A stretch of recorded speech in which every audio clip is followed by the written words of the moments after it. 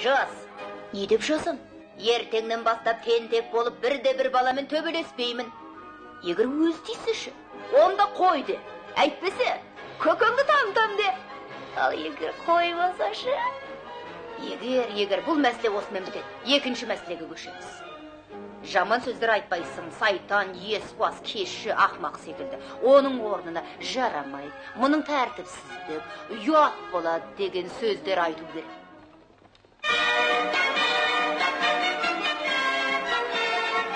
Кім тентек? Қожа тентек. Кім бұзық? Қожа бұзық. Бірақ тентек болса да оқуда озат, досқа адал, өзгелерден өзгеше болып көрінетін Қожабергеннің қызықты хикаясы бәрімізге мәлім. Қазақтың бір туар жазушысы Бердібек Соқпақбаевтың жазған «Менің атым Қожа» повесі қазақ балалар әдебиетінің озық туындысы. 1957 жылы жазылған шығарма орыс, украин, француз, тағы басқа тілдерге аударылып, оқырманның ықыласына бөленді.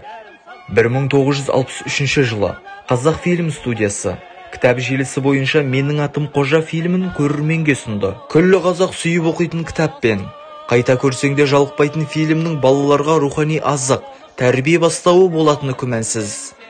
Құрметті оқушылар, Қожаның бастан кешкен оқиғаларын қызықты кітаптан бірге оқуға шақырамыз.